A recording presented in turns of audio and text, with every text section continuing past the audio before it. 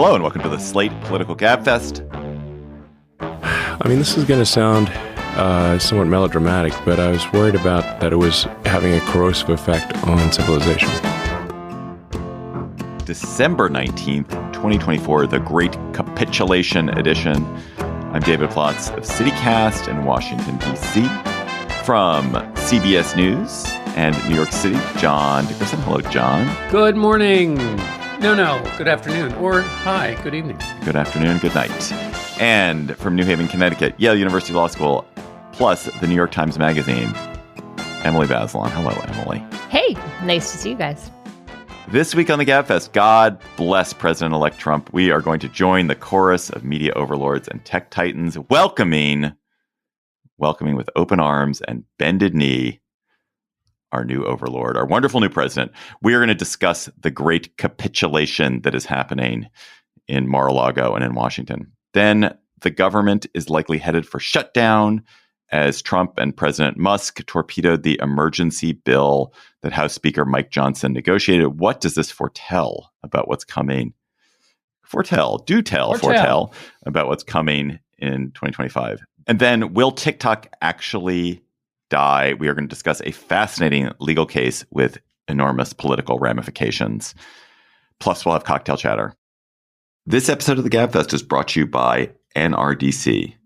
The Natural Resources Defense Council, NRDC, is fighting in and out of court to protect public health, the environment, and climate progress from Trump's Project 2025 agenda. They've done it before, filing over 150 lawsuits during his first term and winning almost 90% of resolved cases. They need your help to do it again. Support NRDC in their work to safeguard our planet for future generations. Donate now at nrdc.org/podcast. All gifts matched for a limited time. The Great Capitulation is in full swing on the corporate side. Meta's Mark Zuckerberg, Amazon's Jeff Bezos, OpenAI's Sam Altman, among many other corporate titans, have pledged huge sums to the Trump inauguration, and every CEO with a jet is making a pilgrimage to Mar-a-Lago to kiss the ring. Meanwhile, there's a crisis over journalism in the next Trump administration, a crisis that's escalating as ABC settled an extremely tenuous Trump libel suit by apologizing and ponying up $15 million to the Trump library. Trump has filed a suit against the Iowa paper that ran a bad poll before the election, accompanying his other legal claims against the Pulitzer Prize Board and Bob Woodward, among others. The Los Angeles Times owner has stopped his paper from publishing anti-Trump opinion pieces or constrained them from doing it. And other folks in accountability journalism are, frankly, scared of the risks of attacking Trump or his allies. This is a really depressing moment. This is, for me, the grimmest time since the Trump's victory. And I would like to understand why I feel that way. So, Emily, can we start with ABC's stunning cave-in to Trump? What caused it? Why do you think it happened? Was it just the Disney board being like, or Disney CEO being like, you know what, we got to stay on the good side of this guy, so we're not going to dare to take this libel case to trial. We'll just give him some money and get out. I mean, I think that it looks like the latter.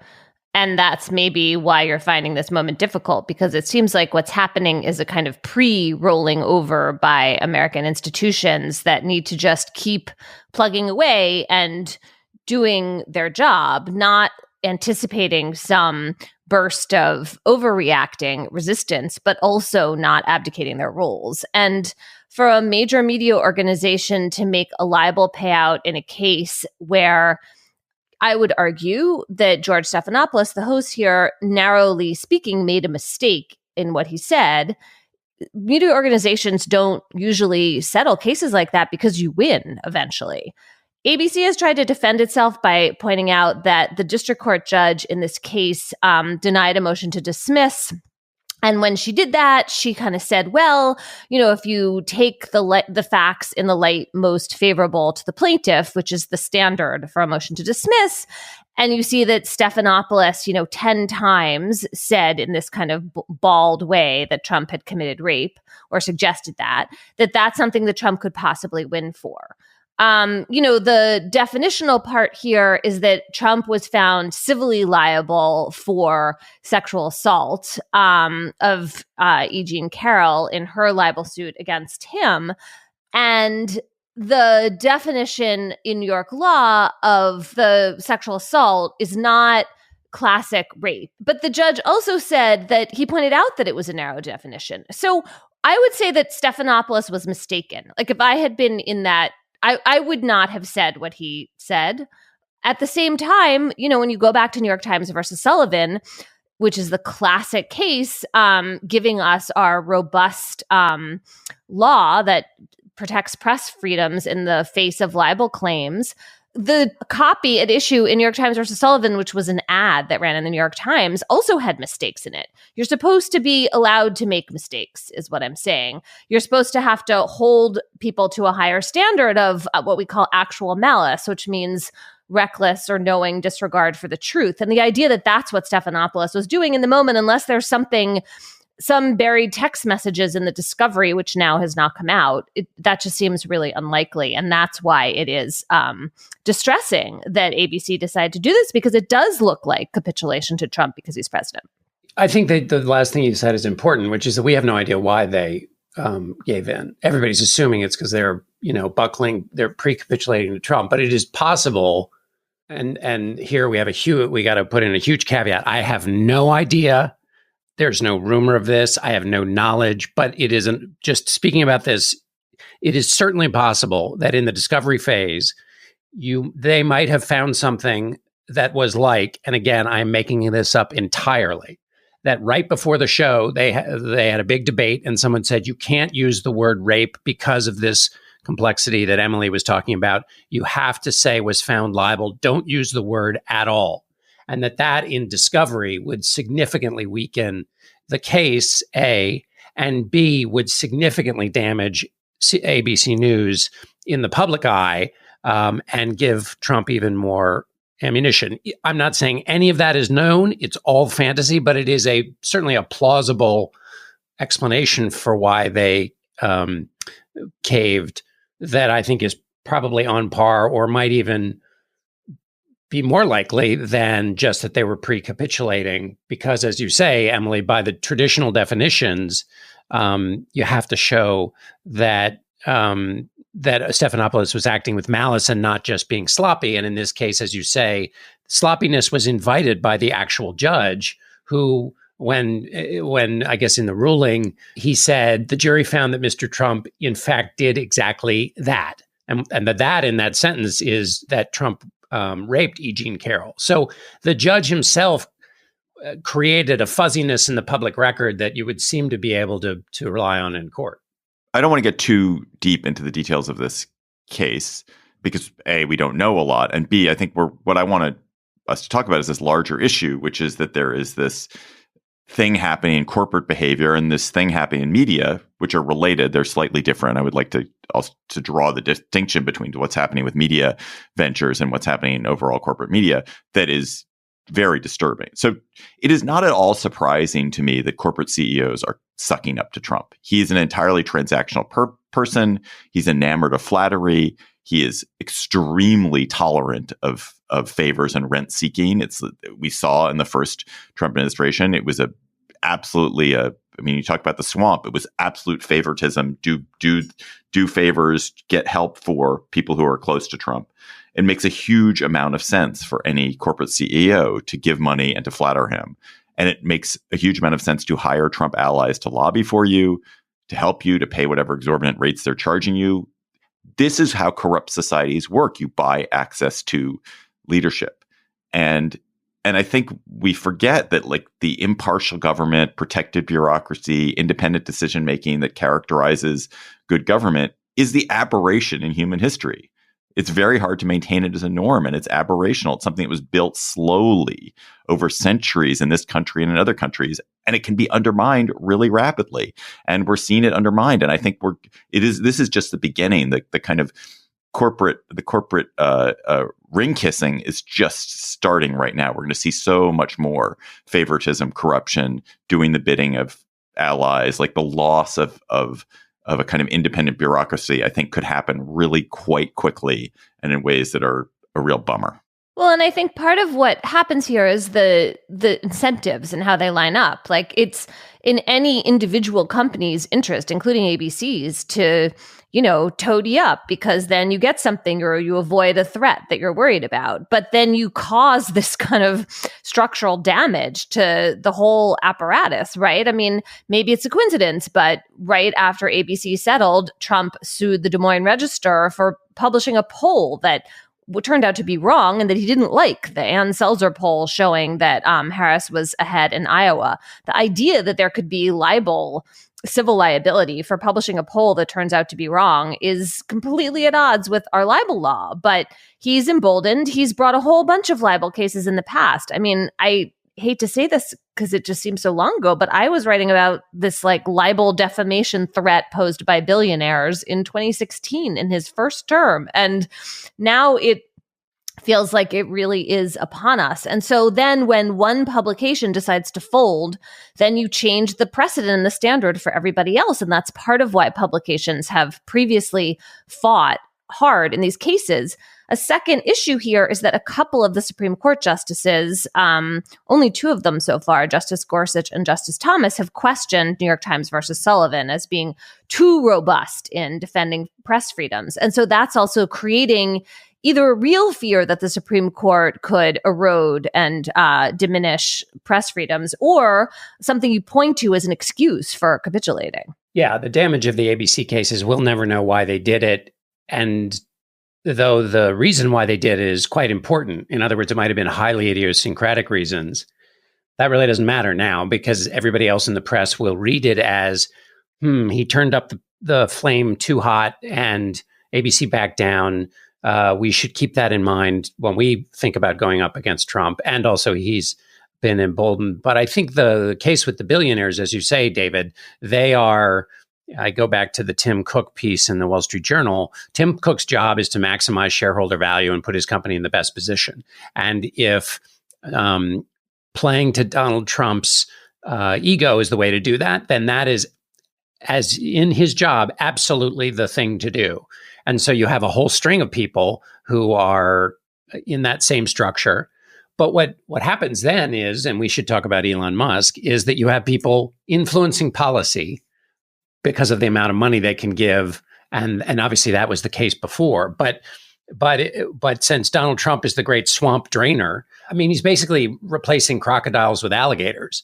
I mean, it's one swamp. He doesn't like the bureaucratic, what he calls deep state swamp. But it just because you're replacing it with the excessive influence of billionaires, that's not draining the swamp. It's just bringing in a new one. To your point about the job of Tim Cook is maximizing shareholder value, I would also note that the job of any CEO of a public media company is the same.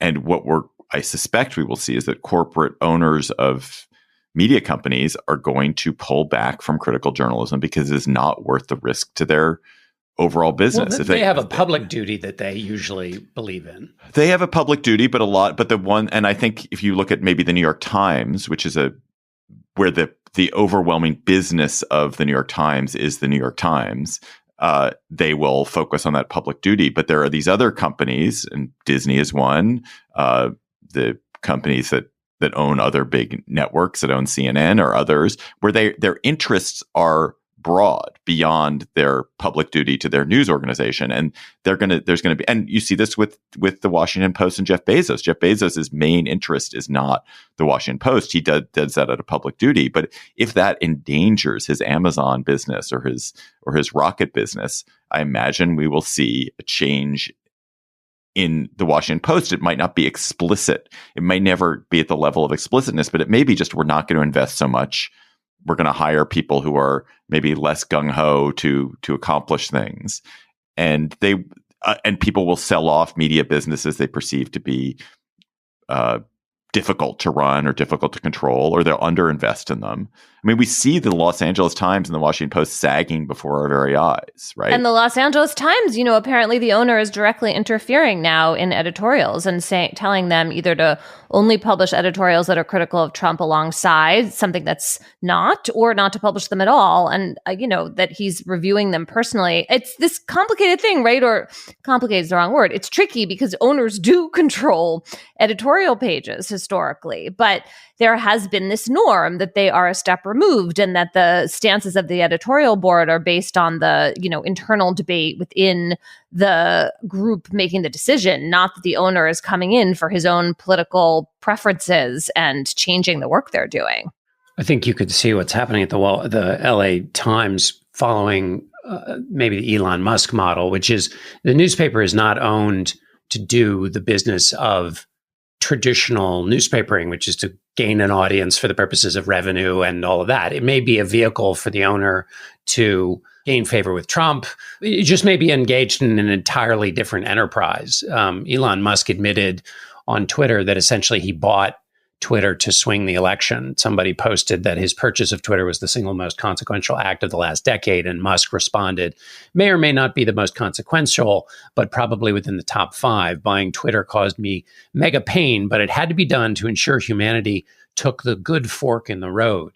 So, what you have there is somebody, by just the sheer size of their bank account, overwhelmingly influences the democratic system. And when we talk about the continuing resolution, Musk is so involved in that. And so here you have Elon Musk, who said he's got to buy Twitter so that he can restore free speech, have open dialogue. Every voice has equal weight. It will improve the democratic process.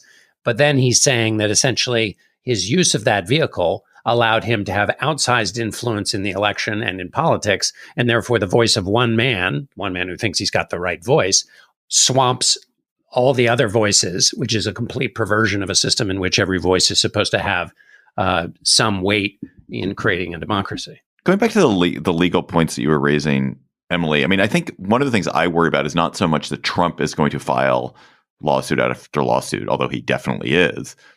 And I'm not even that worried that the Supreme Court would overturn the traditional libel rulings. What I'm worried about is just the point of filing libel lawsuits often is just to harass and make life difficult for media organizations. And that seems to me to be in having an efflorescence. Like, it is going to be absolutely miserable for anyone who's publishing accountability journalism about powerful people, especially powerful people aligned with Trump right now. The point of these lawsuits is the pain that can be inflicted by a billionaire whose pockets are effectively deep and for whom the legal costs are trivial. And the media organization for whom this is tremendously distracting and tremendously costly, and in the case of Gawker, ultimately, like, it led to its destruction.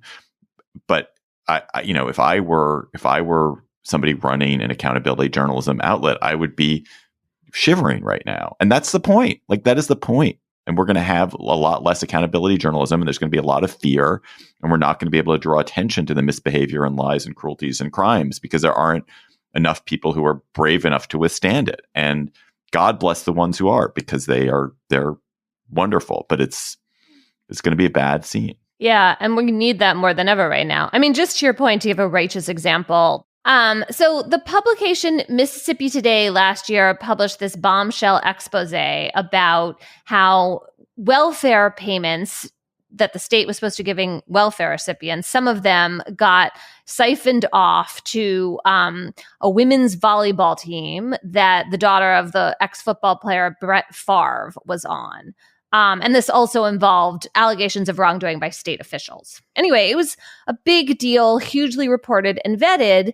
And then after the series published, and I think won the Pulitzer, the publisher, a high-up official at the Mississippi Today, was talking about it, and she said something that was inaccurate, that involved former Governor Phil Bryant. And he sued Mississippi Today for libel, and the judge didn't dismiss it right away. They just left the lawsuit hanging out there. And so then Mississippi Today has this kind of shadow that is looming over it, not because it's been found that it actually defamed Bryant, but because the proceedings are dragging on.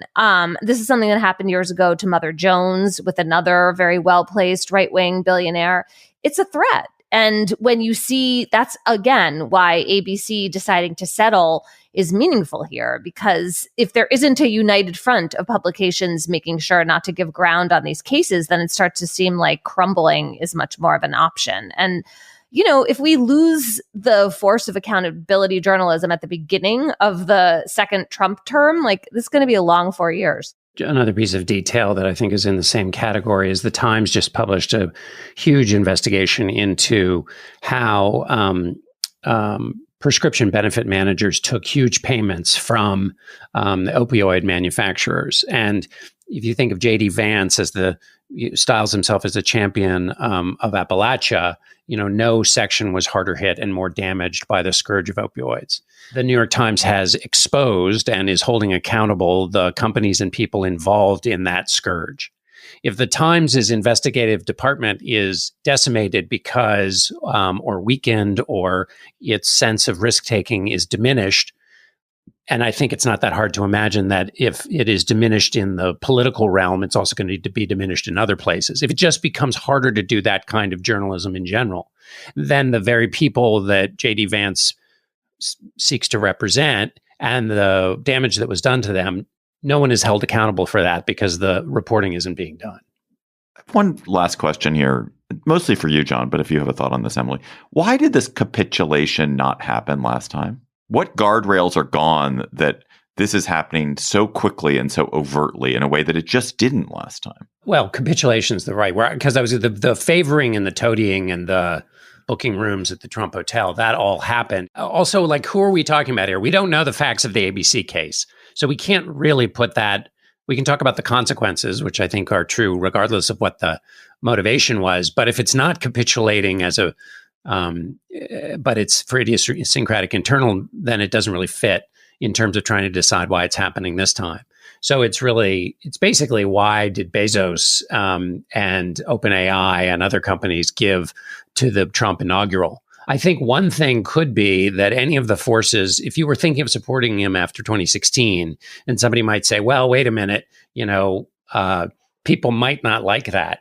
Well, people certainly seem to like Trump enough that they reelected him. So the damage maybe isn't as bad as people previously thought to supporting Trump. And then I think secondarily, as you point out, David, he's very transactional. So it's money well spent, and he's punitive, and he's unbuckled. I mean, whatever constraints there were before are now gone. He doesn't have to get reelected. He's got people around him who are much less apt to challenge him than before.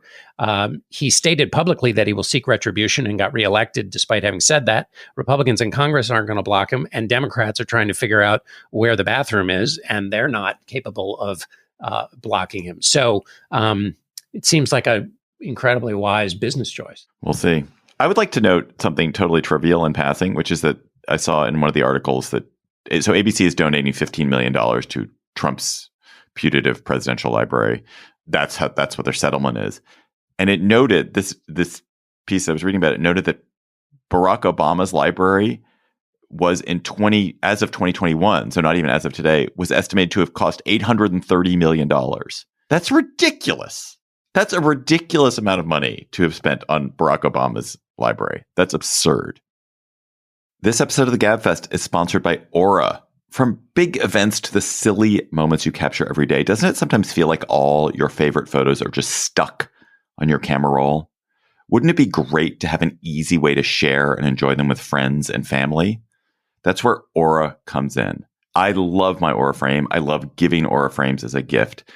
I love so many things about my Aura frame, but maybe the thing I love most is the way there's a picture matching technology they have. So if you have two pictures that would go together, Aura will sometimes put them right next to each other. And so you have these wonderful juxtapositions of a person holding a cat and then that same person holding that same cat, but like 10 years later. But my Aura frame gives me pleasure at all times of day and night. And it's been named the #1 digital photo frame by Wirecutter. There's no memory card required. Plus, you can personalize and preload an Aura frame for a truly special, unforgettable gift. I have done that. Brings so much joy when you send someone a Aura frame, they turn it on, and there are already photos that they want to see on it. So save on the perfect gift by visiting auraframes.com to get $35 off Aura's best-selling Carver matte frames by using promo code GABFEST at checkout. That's AURA frames.com, promo code GABFEST. This deal is exclusive to our listeners, so get yours now in time for the holidays. Terms and conditions apply. Planned Parenthood Federation of America exists so that all people can get access to the sexual and reproductive care and education they need to make informed decisions about their health. More than 2 million patients a year rely on the services Planned Parenthood health centers provide, like STI testing and treatment, birth control, gender-affirming care, abortion, cancer screenings, and so much more. Right now, all across the country, reproductive health care and rights are under attack from public officials who are out of step with the will of the vast majority of Americans. The constitutional right to abortion, control of our bodies, and the health care we need has been stolen from us. And now politicians in 47 states, yes, 47, have introduced bills that would block people from getting the sexual and reproductive care they need. Planned Parenthood knows that equitable access to health care, including safe, legal abortion, is a human right. Right now, Planned Parenthood needs your help to protect access to health care. Donate today by visiting plannedparenthood.org/protect. Support for the Gabfest comes from USA for UNHCR, the UN Refugee Agency. This winter, your gift to USA for UNHCR will make all the difference. As temperatures drop, your generosity brings critical relief to those forced to flee and facing winter far from home. Your gift to UNHCR gives core relief items like food, blankets, shelter, and fuel for heaters. These life-saving essentials are quickly transported to warehouses around the globe, ready to be delivered by UNHCR's dedicated teams. It's a race against time to provide more than just the basics for those in need. UNHCR's swift response, fueled by your support, ensures refugees and displaced people receive life-saving aid, helping them survive the harshest conditions.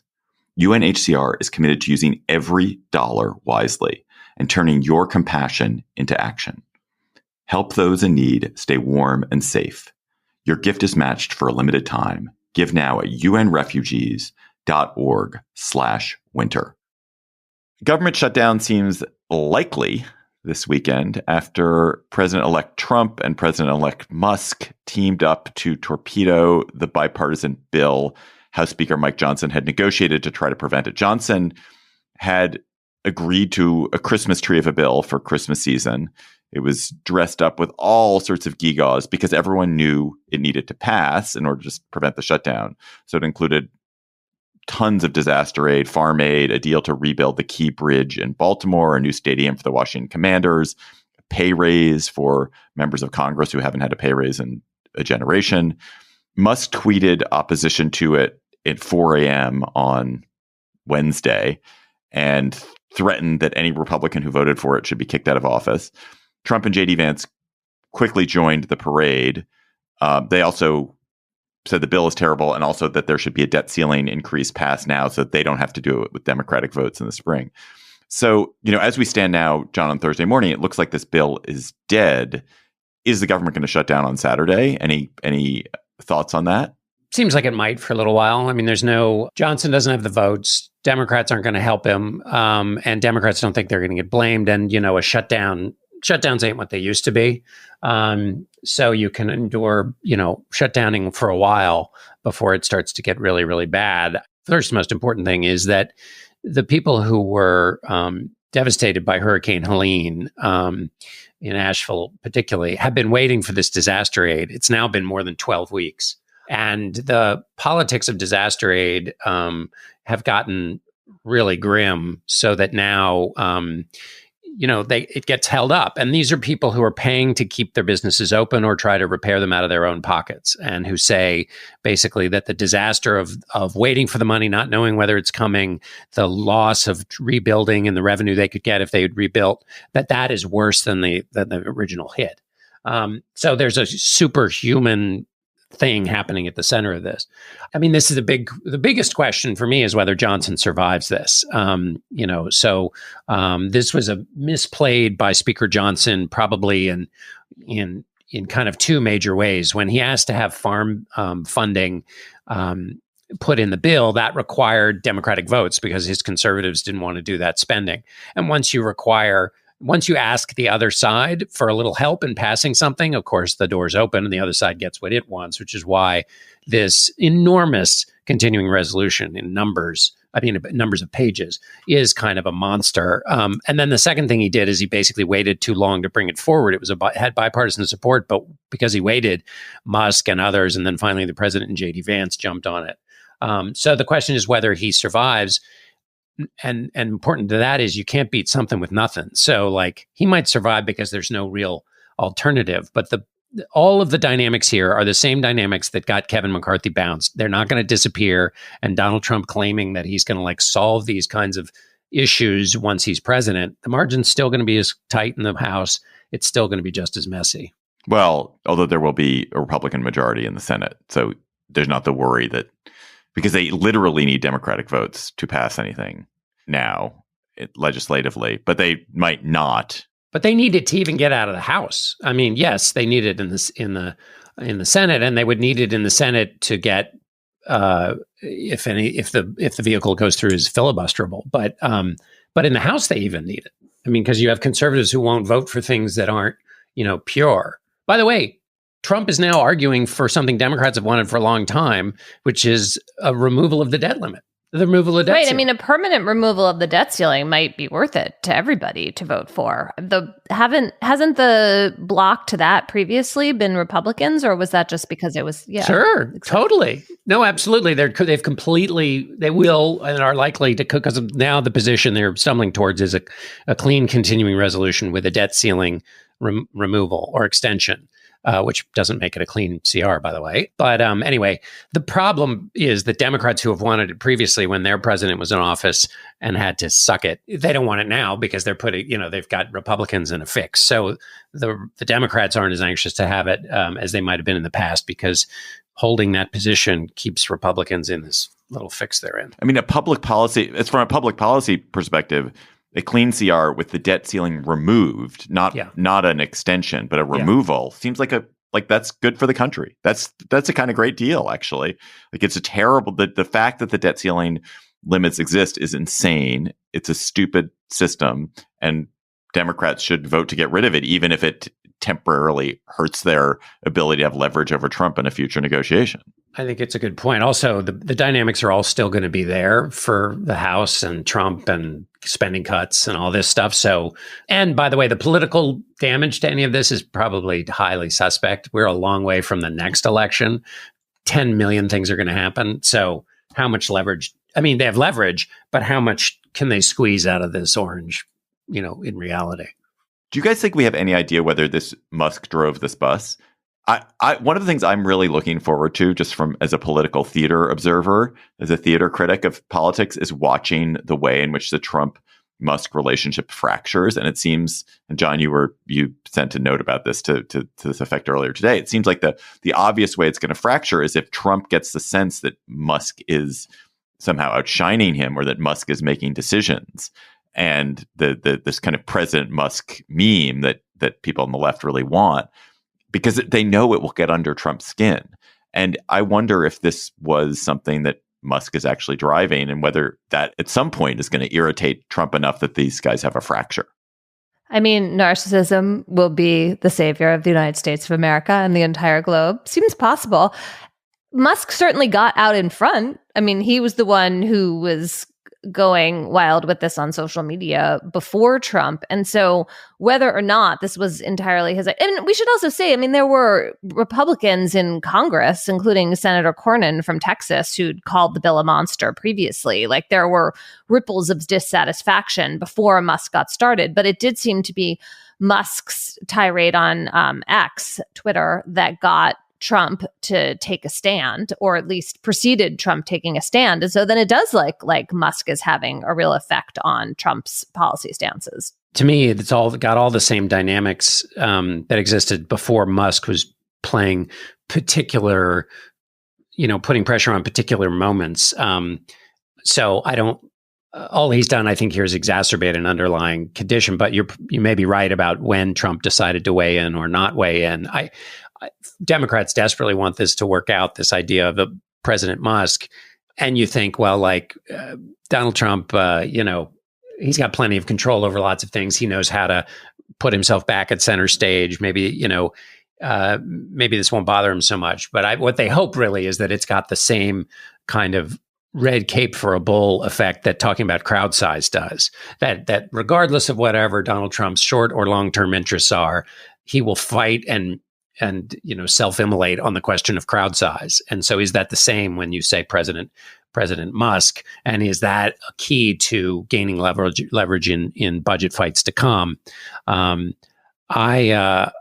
just struck that Elon Musk has so much free time on his hands. I mean, how does he have the time for this? What else do you think he's doing, John? Well, he's got that rocket companies? company. He's got that rocket company, and he's got the cars, and he's got brain technology and satellites, and like the AI company. Yeah, the AI. I mean, he's just got a lot. He's got his fingers in a lot of pies. How does he have time for this next pie? Do you want to know why I know that everything is all fucked up? He tweeted, his first tweet about this was at 4 a.m. That's the problem. Like anybody who's tweeting something at 4 a.m. is leading a weird, difficult life. We do not need the country run by vampires. Like, nothing should be happening at 4 a.m. That is just not how it works. Narcissistic vampires. Yeah, it's a narcissistic vampires band. Yeah, it is. It's clearly like the behavior of someone who is kind of without constraints, without somebody to tell him to go to bed, without the normalizing habits of regular life that people need in order to be productive. Well, I mean, Musk is a productive citizen, but to be healthily productive kinds of people in the world. And it just honestly, like what that was, when I saw that had happened at 4 a.m., I was like, oh God, this is what we're in for. This is what we're in for. Great. Can I say one other thing about capitulations that really got to me this week was the cheery, sunny reception that RFK Jr. received in the Senate. I'm just really struggling with the idea that we are going to question basic vaccines, and that this issue, which was not important in the election, Trump did not answer questions that I can remember, like questioning the vaccine schedule for children in settings before the election. This was just not something people voted on, that they thought that they were disrupting the vaccine schedule. And now you have him talking about how, like, oh, we really do need to look into whether vaccines cause autism, which has been debunked over and over again by sound scientific research. I just feel like we're off on some pathway of self-destruction that wasn't even on the radar during the campaign. I mean, RFK put it on the radar, but nobody voted for RFK Jr. What's so strange is the way in which vaccines, which are genuinely one of the successes that Trump can point to, that yes, Project Warp Speed did get us a vaccine really quickly, which did save tons of lives, likely millions and millions of lives, has somehow become a scapegoat for something, has turned people against the thing that is so wonderful. It's so odd. You can easily like imagine a totally alternate universe where everything the Trump campaign was, everything Trump was going to do was just we're going to invest in vaccines because they had this great success with vaccines. So let's keep investing in vaccines. They're so good. And and then instead you have RFK Jr. appearing over here at the place where the right and the left meet. I mean, until this phenomenon, everybody I knew who was vaccine resistant was like out there on the fringe hippie left. It was like my kids' elementary school had like people who didn't vaccinate their kids, which was bad. And just to make the very obvious point, the problem with diminishing trust in vaccines is that we all depend on each other for this one. That's what herd immunity is. It is not everybody is free to choose whether to vaccinate or not, because you increase the risk for things like measles that babies can't even get vaccines for if herd immunity is diminished. One thing that interests me is, so Trump very often will use his own people as a foil to give himself room to do anything he wants and leave options open till later. So you have RFK Jr. and he's got an advisor who wants to get rid of polio. And then Trump says, oh, we're not getting rid of the polio vaccine. So it's like, oh, see, he's not going to be as, radical as RFK Jr. might have said. But then there are little things. In other words, maybe no vaccine goes away, but what are the set of policies that might atrophy or things that happen kind of one level below the circus question of whether vaccines are going to go away that is equally as important, and particularly might be important for people who have less means or communities that are not covered, and for public trust and all these other ways in which the main thing doesn't need to happen, but there might still be challenges one level below. That's where I think it'll be interesting to watch with respect to vaccines and a whole bunch of other things, because in some ways the circus over whether the polio vaccine is going away or whether any of these others are going away, in fact, might be distracting more than anything else. This episode of the Gabfest is sponsored by Bombas. Bombas just released their comfiest lineup with socks so cozy your toes will feel as toasty as chestnuts on an open fire. I wear Bombas socks basically every day. I am wearing Bombas socks right now. One thing I love about my Bombas socks is that they label them left and right. I can always put my left on the left and my right on the right. And occasionally I'll get it mixed up and my girlfriend will chastise me, but whatever. Bombas is the perfect holiday gift. Bombas uses the coziest fabrics from Sherpa to merino wools and long staple cotton. Bombas slippers are designed with memory foam and wrapped in Sherpa. And no matter what you get, your purchase creates a clothing donation for someone experiencing housing insecurity. And if you don't love Bombas, you're covered with a free and easy return or exchange. So, ready to feel good and do good? Head over to bombas.com/political and use code political for 20% off your first purchase. That's BOMBAS.com/political, code political at checkout. This episode of the Gabfest is sponsored by Found. If you're a small business owner, between budgeting, tracking expenses, staying organized for tax time, a good chunk of your day, poof, is gone. But get back to doing what you love and let Found do the rest. Designed for small businesses and solo entrepreneurs, Found is an all-in-one, easy-to-use app. Found lets you manage your financial tasks so easily, manage your money, track your spending, invoice your clients, and even handle your taxes so you can focus on running your business. You'll save hundreds or even thousands of dollars on bank fees and app subscriptions because Found has no hidden fees, no account maintenance fees, no minimum balances, and there is no paperwork or credit checks when signing up. Try Found for free at found.com/Gabfest. Sign up for Found for free today at FOUND.com/Gabfest. Found is a financial technology company, not a bank. Banking services are provided by Piermont Bank, member FDIC. Found core features are free. They also offer an optional paid product, Found Plus. This episode of the Gabfest is sponsored by Mint Mobile. With big wireless providers, what you see is never what you get.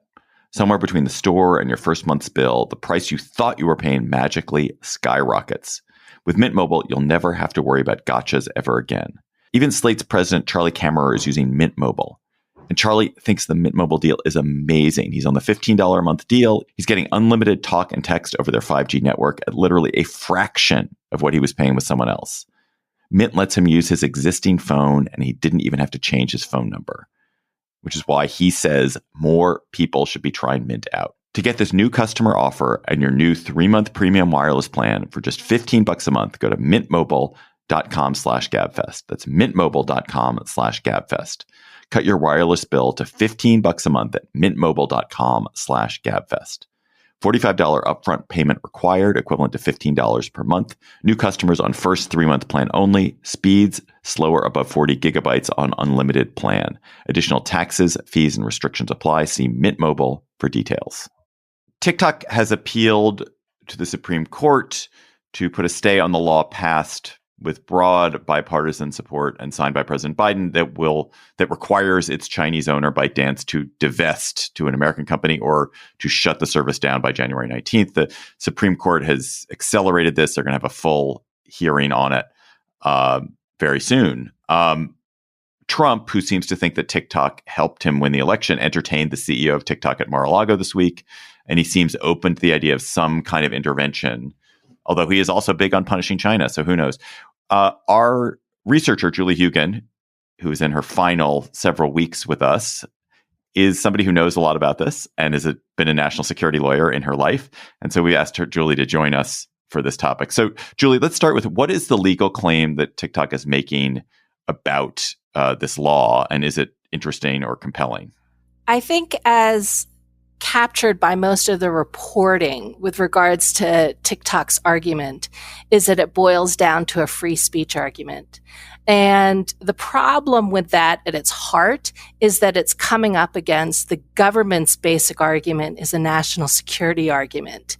And at least with regards to Supreme Court and other federal courts precedent, when it's a coin flip between national security and free speech, national security wins. That's the general takeaway from U.S. courts' holdings with regards to these questions.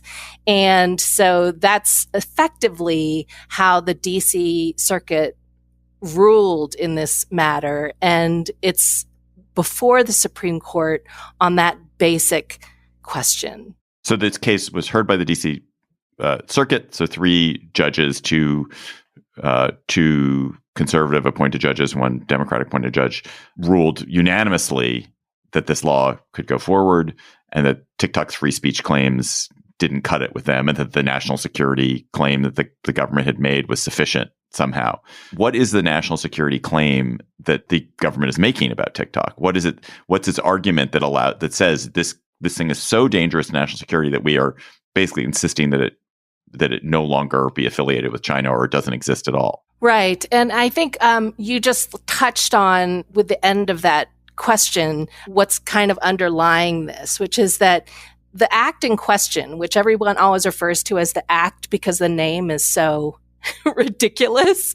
But the act in question is actually called the Protecting Americans' Data from Foreign Adversary Controlled Applications. That's the full name of the act, and it's so long. Right. Yes. Some people are using that acronym, and that also doesn't make any sense to people. So the courts, I think, at this point are just calling it the act.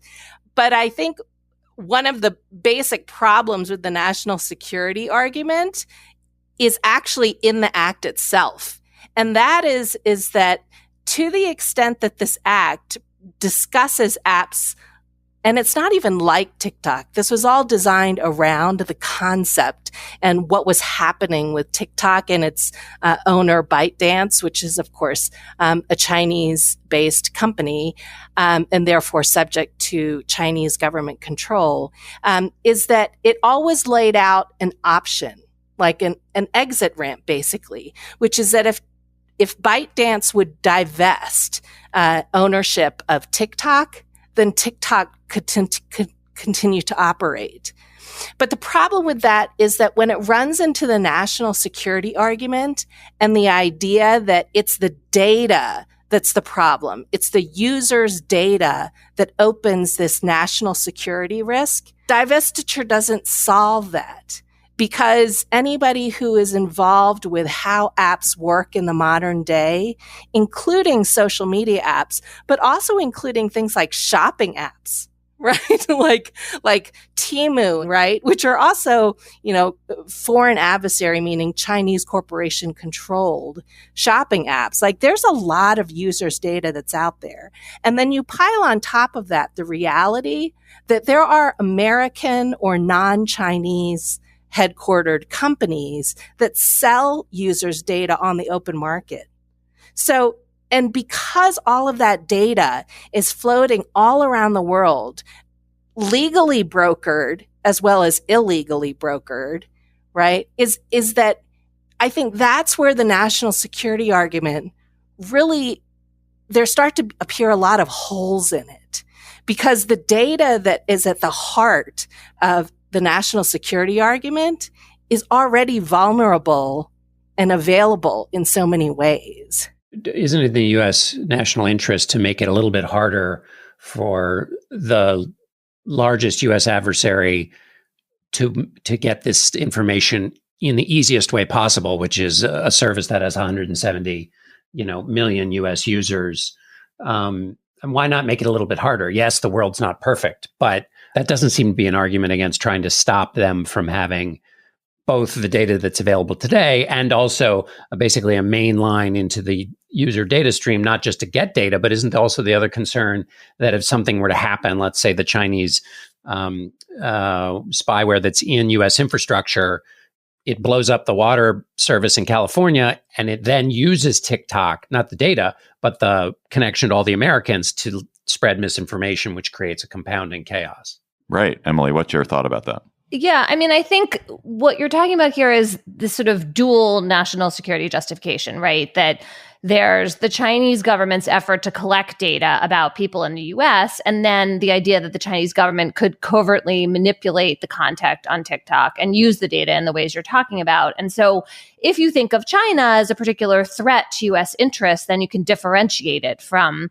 the issues of, data being all over the world. And obviously, Congress doesn't have to comprehensively address the whole harm of all of that data in order to decide to pass this law.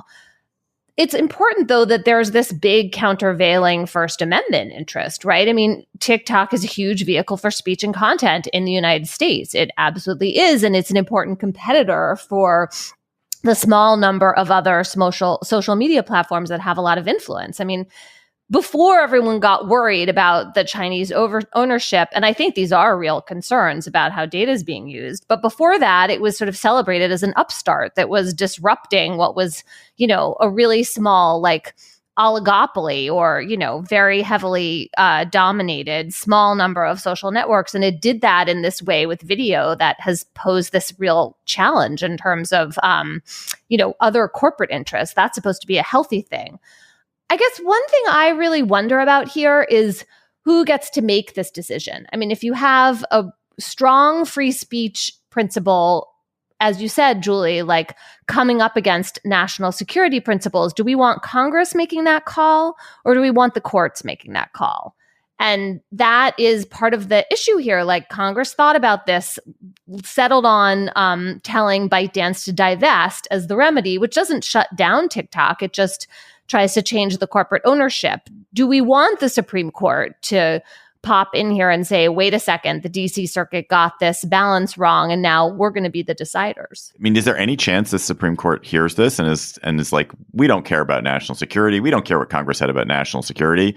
They've got, they should keep their free speech going. I can't imagine the Supreme Court will decide in TikTok's favor in this case. Then one question I have is why did they take the case? Because the DC Circuit already made that decision. And so in some sense, for the Supreme Court to decide to review the case suggests that they have a problem with it. Now, they could also argue with the DC Circuit's reasoning, which was very broad. I mean, really seemed to say, if the government says national security, that's good enough for us. And so maybe the Supreme Court will try to dial that back and not the merits of the decision. We're going to find out the answer to this very quickly because oral arguments, I think, are now for January 10th. And the law goes into effect on January 19th unless President-elect Trump chooses to suspend it. I think he probably has the power to do that for 90 days. And that's part of the picture here. Julie, what can Trump do to change how this law is administered? Because he cannot get rid of the law. He cannot repeal the law. It exists. What can he do that would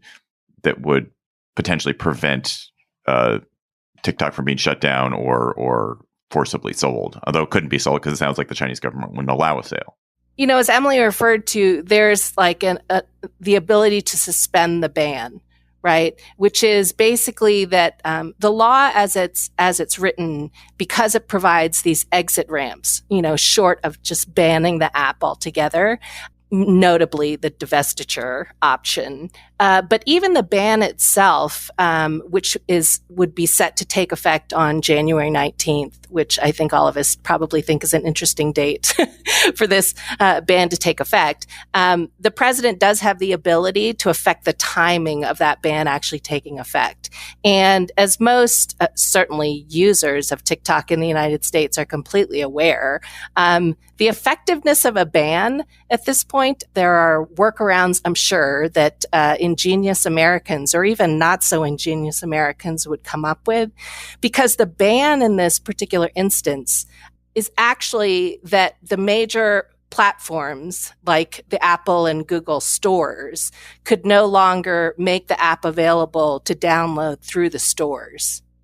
And the other aspect of the ban is actually that no internet hosting service can host the app in the United States. That's actually what the ban is. It's not like the government can reach into everybody's phones and remove the app from it. Yeah, I mean, Trump can suspend the law from enforcement for 90 days if there's a sale in progress. Only if there's a sale in progress? I think so, yeah. But he couldn't if there weren't. I think that is correct, yes. John, do you think that Trump is... This is an interesting example, TikTok, because it's these two things that are pulling at Trump. One is he's been ferociously anti-China, and he's ran on an anti-China platform. And I think there's a widespread sense in his base and in a lot of the country that the U.S.'s chief adversary is China, and we need to go after them. And Trump has obviously been threatening all sorts of economic warfare with China, versus his constant looking out for what is good for me, and his own sense that TikTok helped him, and TikTok connected him with young voters that might not have connected him with otherwise, and therefore they should be helped because they were good for him. And do you know where would you expect he would land in that case? I don't know. I'd add a third in, which is it might be a possible negotiating tool for other things he might want, that he would sort of throw in a kind of gift basket of deals to kind of get whatever he wants from China, depending on how he weights China's actual interest in this. So, first of all, he said that he won the youth by 34 points, which is false. So totally false. I mean, he lost the youth vote. So, and also this is a sort of in the libel context. Imagine if you applied the standard of truthfulness to Donald Trump that he expects from anybody who criticizes him. Anyway, totally wrong about that, but it did help him. He did improve with young men in particular.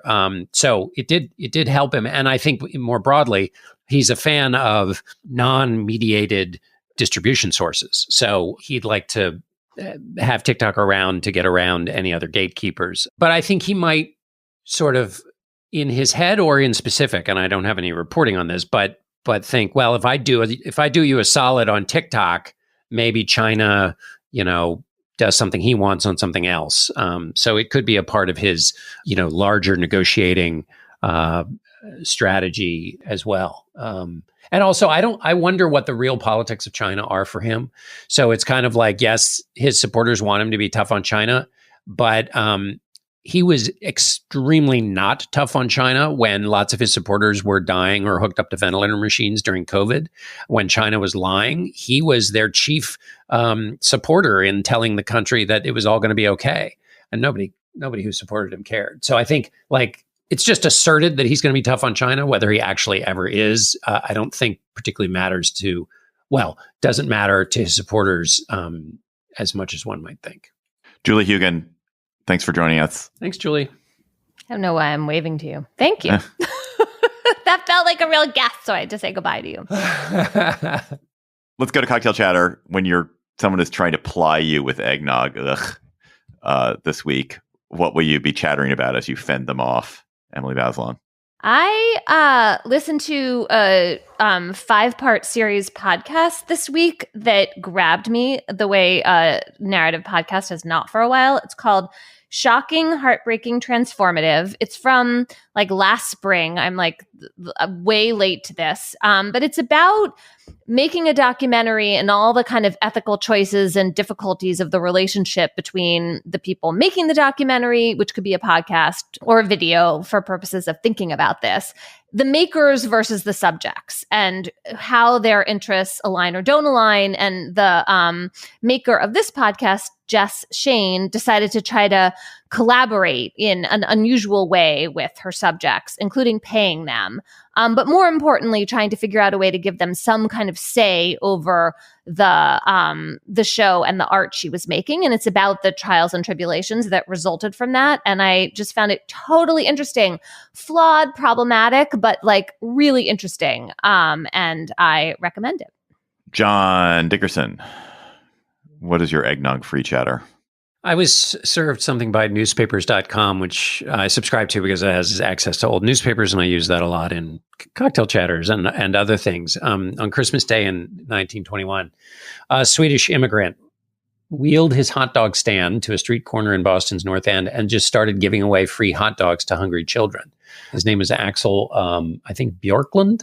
And he had been poor and on the street, and in fact was poor when he did this, but he just wanted to do something for other poor children. And so soon enough, his cart on that day was swamped by hundreds of, shivering children who were, it's 1921, so it's still in the wake of the Spanish flu. Anyway, this became a tradition. And so over the next 8 years, he gave away 10,000 hot dogs before he died in 1930. But when he died in 1930, he was destitute. And in fact, he was penniless and alone at the Massachusetts hospital in which he died, no relatives. So he was going to be buried in a potter's field. But when word was published of his death, the citizens of Boston came together and gave him a proper burial. And so he is now buried in the Cambridge Cemetery. And they called him the Hot Dog Santa. And also the headlines from those days are just Axel brings joy to little ones, gives away 1,000 hot dogs in North End. Cripple asks 3 for kids and mutter.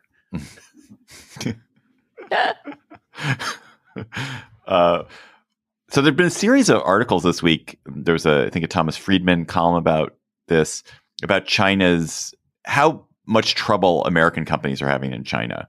So Thomas Friedman's column actually was about how China's industrial might and manufacturing might has grown since Trump sort of squeezed it back in 2017, and how China now has an extraordinary 45% of all the world's manufacturing capacity, and what a threat that is to the rest of us, and how great they are at making things and how much better they are at making things than everybody else. But then there's been this series of stories about American companies running into trouble. So GM has gone from leader number 1 in the Chinese car market to 16th in the Chinese car market, because China's own vehicle industry, especially its EV industry, has risen so quickly and so effectively. And then there was an amazing story today in, I think it was the New York Times, about the trouble that Starbucks is having in China.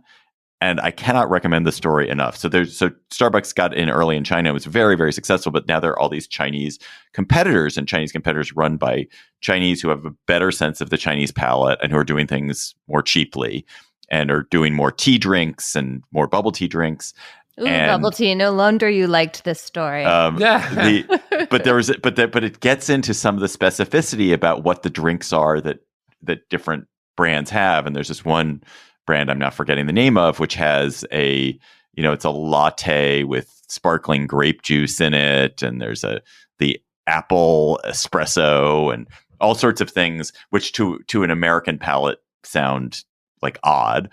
But so Starbucks is like, we got to fight back. We got to fight back. So last year they came out with a special holiday drink, which was the pork latte, a $9 pork latte. And it apparently bombed. But I wonder, obviously somebody at Starbucks research, it couldn't have been that outlandish an idea.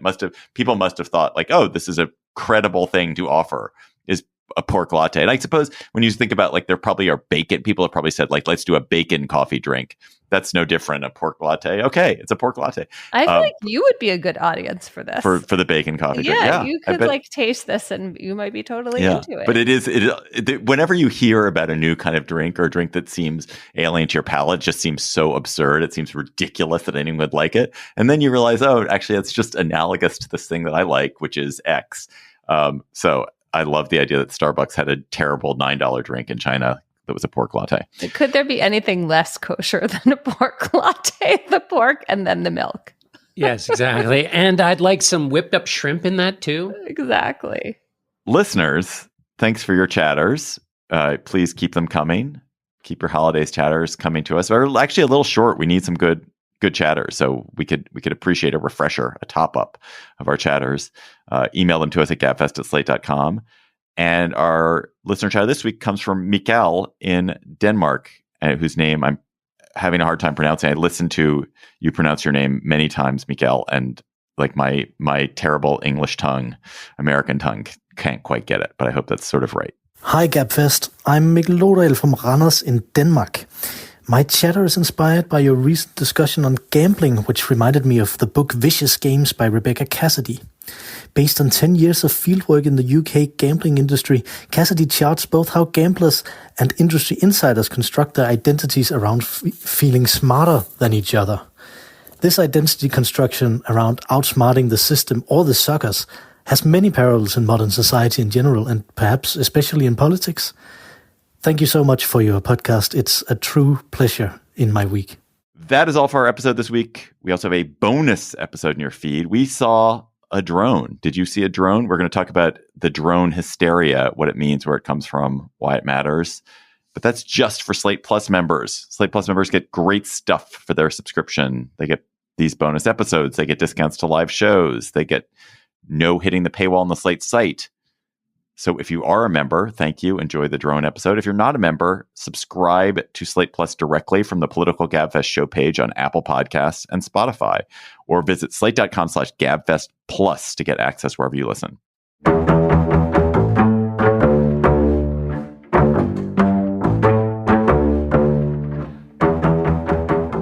That's our show for today. The Gabfest is produced by Cheyna Roth. Our researcher and co-panelist is Julie Huygen. Our theme music is by They Might Be Giants. Ben Richmond is Senior Director for Podcast Operations. Alicia Montgomery is the VP of Audio for Slate. For Emily Bazelon and John Dickerson, I'm David Plotz. Thanks for listening. We will talk to you next week when we have our Conundrum show. Going to be so fun. So look for our Conundrum show on December 26th. It was a joy to record it. So hopefully it will be fun to listen to too. Wait, we're talking about TikTok? I'm serious. I was like, phew, I'm glad Emily's Yes. on because Emily can do it. All right, we're all set for the party. I've trimmed the tree, hung the mistletoe, and paired all those weird-shaped knives and forks with the appropriate cheeses. And I plugged in the Bartesian. Bartesian? It's a home cocktail maker that makes over 60 premium cocktails, plus a whole lot of seasonal favorites, too. I just got it for $50 off. So, how about a Cosmopolitan or a mistletoe margarita? I'm thirsty. Watch. I just pop in a capsule, choose my strength, and... Wow, it's beginning to feel more seasonal in here already. If your holiday party doesn't have a bartender, then you become the bartender. Unless you've got a Bartesian, because Bartesian crafts every cocktail perfectly in as little as 30 seconds. And I just got it for $50 off. 'Tis the season to be jollier. Add some holiday flavor to every celebration with the sleek, sophisticated home cocktail maker, Bartesian. Get $50 off any cocktail maker at bartesian.com/cocktail. That's BARTESIAN.com/cocktail. Hey, Slate listener, this is Mary Harris from over at What Next, Slate's daily news podcast. I'm here to remind you that at Slate, we are here to help you make sense of what comes next. With Slate Plus, you'll get unlimited access to the tools you need to navigate this moment. That includes exclusive episodes of Amicus, which unpacks the legal battles shaping our future, and Political Gabfest, where the biggest questions about our political landscape are tackled with depth and a sense of humor. Plus, you'll get ad-free listening across all your favorite Slate podcasts, including my show, What Next, where I connect the dots on the day's headlines. It's really easy to join. Subscribe to Slate Plus directly in the Apple Podcasts app or on Spotify. You can also visit slate.com/podcast plus to get access wherever you listen. We've been here before. We can make sense of what comes next together.